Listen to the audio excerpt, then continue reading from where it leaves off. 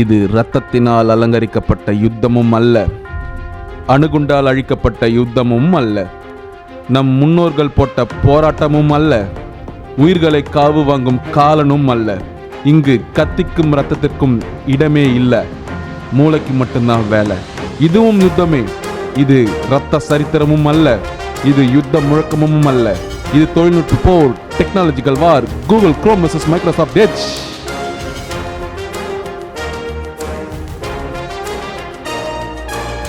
இவ்வளோ சீரியஸாக எல்லாம் வாரை பற்றி தெரிஞ்சுக்க போகிறது இல்லை, ஜாலியாக கூட தெரிஞ்சுக்கலாம் இல்லை.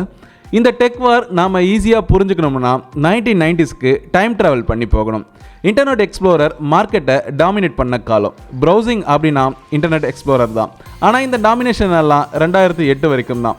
2008 தான் கூகுள் குரோம் ஃபர்ஸ்ட் டைமாக லான்ச் ஆகுது. குரோமோட browsing speed, minimalistic design, user ஃப்ரெண்ட்லியே இதெல்லாம் சேர்த்து 2012 Google Chrome most popular browser அப்படின்ற அந்தஸ்துக்கு வந்தாங்க. அங்கிருந்து 2020 ஃபாஸ்ட் ஃபார்வர்ட் பண்ணி வந்தால் மைக்ரோசாஃப்ட் எட்ஜ் என்ற ப்ரௌசரை இன்ட்ரடியூஸ் பண்ணுறாங்க. இந்த ப்ரௌசரும் குரோமுக்கும் என்ன சிமிலாரிட்டிஸ்னா, ரெண்டும் குரோமியம் அப்படின்ற ஓப்பன் சோர்ஸ் டெக்னாலஜியை பேஸ் பண்ணி உருவாக்கப்பட்ட ப்ரௌசர்ஸ் தான். இங்கே குரோம் என்னெல்லாம் சப்போர்ட் பண்ணுச்சோ அதையெல்லாம் மைக்ரோசாஃப்ட் எட்ஜ் ப்ரௌசர்லையும் கொண்டு வந்தாங்க. எட்ஜோட பாப்புலாரிட்டி அதிகமான டைம் அது. குரோமுக்கு ஒரு சின்ன பயம், ப்ரௌசரில் இவன் முந்திக்கிட்டா என்ன பண்ணுறதுன்னு. அதனால் கூகுள் ஆஃபீஸ் டூல்ஸ் மேலே கவனம் செலுத்தினாங்க.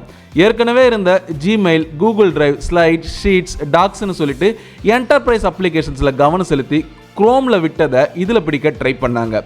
மைக்ரோசாஃப்ட் டூல்ஸை கம்பேர் பண்ணும்போது இது பர்ஃபார்ம் பேலன்ஸ் பண்ணுச்சு. ப்ரைஸ் ரொம்ப சீப். இதனால் ஸ்டார்ட் அப்ஸ், சின்ன சின்ன கம்பெனிஸ், ஈவன் பெரிய கம்பெனிஸ் கூட பார்ட் ஆஃப் த சர்வீசஸை ஜி சூட்டில் பயன்படுத்தினாங்க. இதை பார்த்த மைக்ரோசாஃப்ட் சும்மா இல்லாமல் ஏஐ ஃபீச்சர்ஸை உள்ள இன்பில்ட் பண்ணாங்க. ப்ரௌசர்ஸில் ஓப்பன் ஏஐயோட சாட் ஜிபிடி, கோ பைலட் மாதிரியான இன்டெகிரேஷன்ஸ் இன்னும் மைக்ரோசாஃப்ட் ரேஸில் வேகமாக ஓட ப்ரௌசர்ஸ் நல்லா பர்ஃபார்ம் பண்ணுச்சு. ஆஃபீஸ் அப்ளிகேஷன்ஸில் ஏஐயோட இன்டெகிரேட் ஆனதுனால அகைன் மைக்ரோசாஃப்ட் ஆன் டாப்.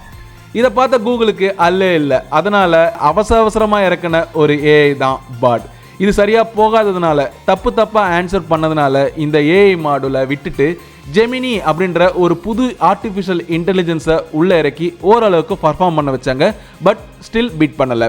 ஓவராலாக இந்த குரோம் ப்ரௌசராக இருந்தாலும் சரி, எட்ஜ் ப்ரௌசராக இருந்தாலும் சரி, ரெண்டும் முன்னாடி இருந்த ப்ரௌசர்ஸை கம்பேர் பண்ணும்போது ஃபாஸ்ட்டாக தான் வேலை பார்க்குது. பட் எட்ஜ் யூசர் கம்ப்யூட்டரில் லோவர் ரிசோர்ஸை வச்சு பார்க்கறதுனால எட்ஜ் கொஞ்சம் பெட்டராக தெரியலாம். குரோமோட ஆப்ஸ் யூசேஜ் எல்லாம் சிம்பிளிசிட்டியை நோக்கி போகுது.